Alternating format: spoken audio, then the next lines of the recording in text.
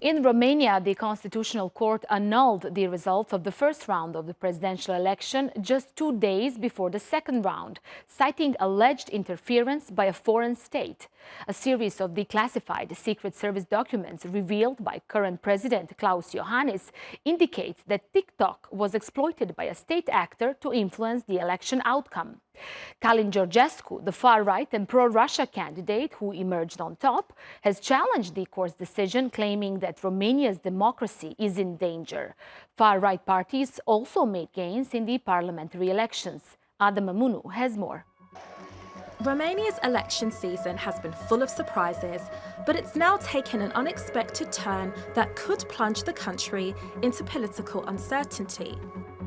Declassified documents by various national institutions and agencies and released by current Liberal President Klaus Iohannis reportedly showed that the sudden rise of a populist presidential candidate was the result of a coordinated online campaign. Georgescu emerged as the front-runner in the first round of the presidential election on November 24th, amassing 22.9% of the vote, despite having been virtually unknown a year ago. He gained popularity for his anti-establishment stance and promised to end the country's support for Ukraine. Am primit informațiile de la servicii că această campanie a acestui candidat a fost sprijinită dintr-un stat străin de interesele României. Toate acestea sunt lucruri grave. It is alleged that one individual distributed nearly $400,000 to influencers to promote Georgescu on TikTok without the content being marked as campaigning material. In response, the European Parliament questioned TikTok's global head of product. We removed a number of fake accounts on the platform in Romania, over 66,000. We removed 7 million fake likes and 10 million fake followers. And in the last 2 weeks, we've also removed nearly 1,000 impersonation accounts of political candidates within Romania. In a recent statement, TikTok said it removed a network of dozens of accounts that promoted Georgescu and that it will proactively seek and continuously investigate leads for potential influence operations, collaborating closely with relevant authorities to share expertise and clarify their policies. The European Commission ordered TikTok to freeze and preserve data amid the ongoing Romanian election. Georgescu says he did not have a budget and used volunteers to spearhead his campaign. However, the potential misuse of social media raises questions about potential foreign interference in Romania's democratic process, as well as the country's robustness to hold secure and fair elections. The controversy led to the Constitutional Court annulling the results of the first round of voting, ahead of what would have been the second round on December 8th. Russia has denied any interference, and Georgescu slammed the court's decision as a death knell to democracy. Decizia Curții Constituționale de astăzi reprezintă mai mult decât o controversă juridică. Ea este, practic, o lovitură de stat oficializată. Statul de drept este în comă indusă, iar justiția, subordonată ordinelor politice, și-a pierdut, practic, esența. Ea nu mai este justiție, este la ordin. Georgescu was set to face reformist Elena Losconi from the Save Romania Union Party in the runoff. The political landscape in Romania is going through a dramatic transformation, marked by shifting alliances and growing discontent with traditional parties. This comes after its most significant electoral shake-up in years, where far-right parties made notable gains in the parliamentary election. While the Social Democrats topped the polls, the far-right Nationalist Alliance for the Unity of Romanians came in second. Losconi's reformist Save Romania Union Party came fourth. Until the new vote takes place, Iohannis, whose term ends on December 21st, says he will stay in office. The outcome of the rerun will not only determine the country's next leader, but also test the resilience of its institutions and the trust of its people. Adam Amunu across the Balkans. A lot to discuss, a lot to unpack there. A political analyst, Mihai Isak, joins us now to discuss it. Mihai, how credible are the allegations of foreign state actors' hybrid attacks in Romanian elections? Tell us more details about these declassified documents that have been made public.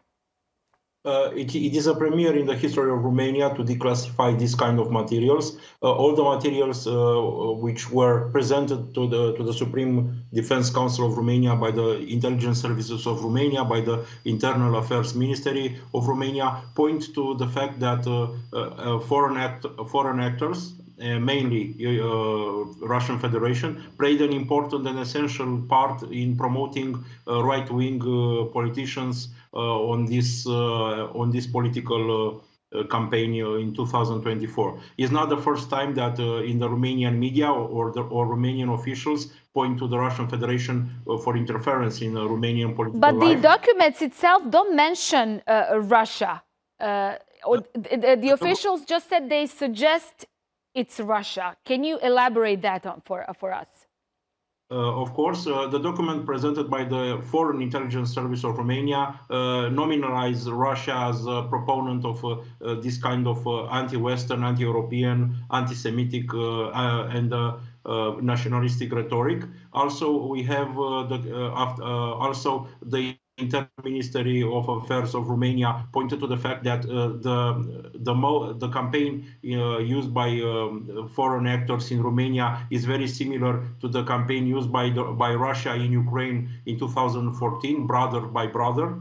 And of course, we also see that Romanian intelligence services points out to the way that the Russian media, the Russian officials presented the Romanian elections. And of course, the main topic of this propaganda is anti-Western narratives, anti-NATO narratives, and anti-Ukrainian narratives. It's true that we do not have a direct person which can be accused of this kind of actions against Romania, but in the last few days in the Romanian media we see a lot of investigative pieces about the Russian involvement, about the fact that a myriad of firms from Poland to Serbia to other parts of the world are involved in this kind of attacks. Even in Bulgaria, the politicians in Sofia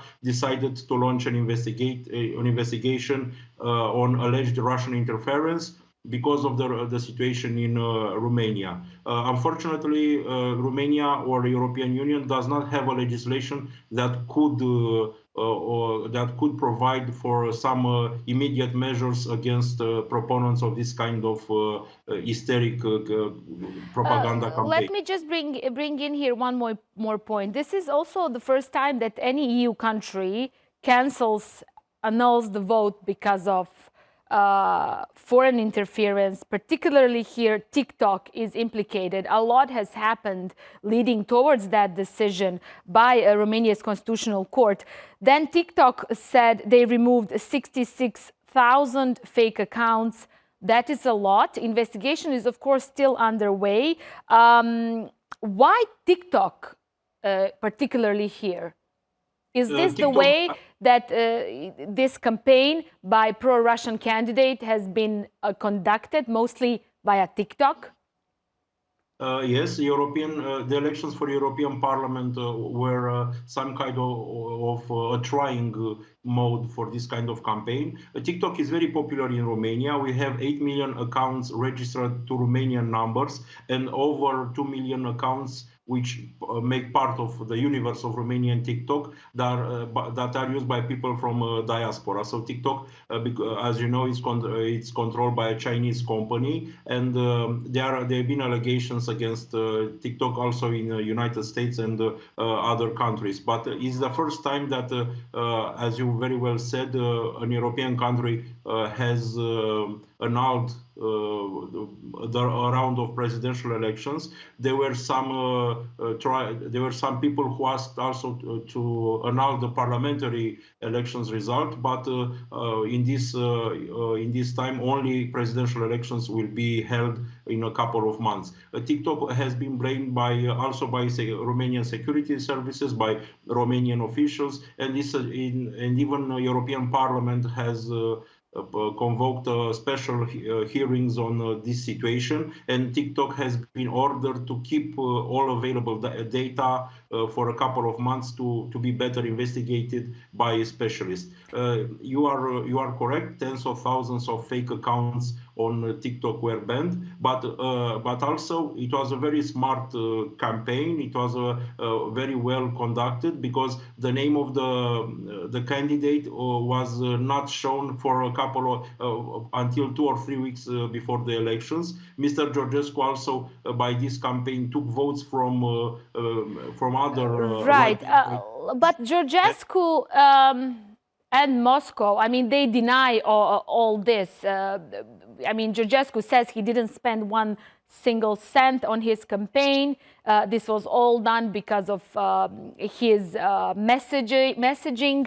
But this also, I mean, this decision also raises concerns about Romania's democratic institutions. How it's possible that they have been so vulnerable and prone to attacks like this, even if it proves to be correct when the investigation finishes?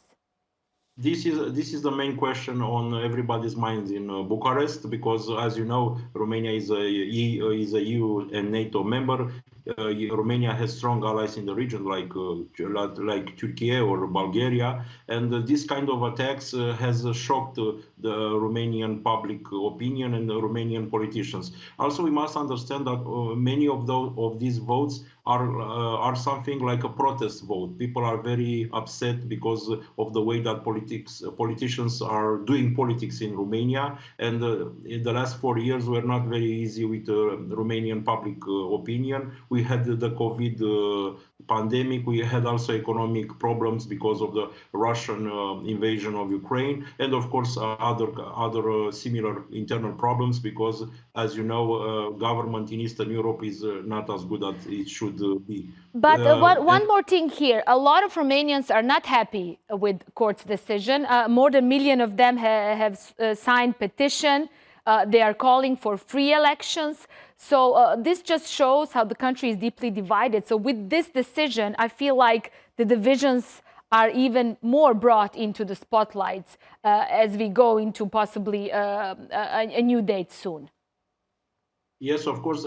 Many people who signed that petition are people who voted for Georgescu, but also people who voted for Lasconi, because this creates a dangerous precedent for Romanian democracy. This is true. Romanian democracy has only a little bit over 3 decades, and we are still working on it. Even integration in European Union is not a guarantee against this kind of attacks. But this decision was made after the desecratization of the documents that we talked about sooner, and it helped unite the pro-European majority to form a stable government, at least for the next couple of weeks or months. And this new government, which for sure or more sure be run by the current Prime Minister, Mr. Ciolacu, will arrange for the new date of presidential elections. But you are right, the society is very divided, and this is only the fault of the current political class that could not provide for a healthier alternative. Right. I have to ask you one more thing. We are running out of time, but I do have to ask you this. So just before the presidential elections, we had parliamentary elections. Yes, the ruling party seems to be that will be able to form a coalition, but the second, who came in second, is also a far-right alliance of parties. This just shows the rise of the far right in Romania. So why didn't we see these type of investigations back then? As you know, you would assume that they would use the same tactics, right? There were some investigative papers and investigative actions arranged by authorities or by media, but the sheer impact of the presidential election, of the first tour of presidential elections, shook our nation. And as you can see, the use of religious figures in the Romanian society — Romania is a deeply Orthodox country — has provoked very powerful reactions from our voters, who listen to their religious leaders. Some of these parties, like our party, they try to be more mainstream, like Mrs. Meloni in Italy. But when we speak about SOS Romania Party or POT Party, the Young People's Party, we can definitely see the rise, as you very well mentioned, the rise of right-wing extremism. And this is a general trend across the European Union. We've seen in Austria, we've seen it in France, we've seen it in Germany and other countries. And as we will see, I think in the next presidential election in Romania, one of the main candidates will be the one that will be selected by the right-wing alliance to candidate for the place of president in Romania. Okay, we'll keep an eye on the situation in Romania, as this is like a true mess. It's going to cost a lot of money to Romanian people, Romanian taxpayers. Mihai Isaac, great to have you with us. Thank you. And that's it for this week. See you next time. From me and the whole team here in Istanbul, bye-bye for now.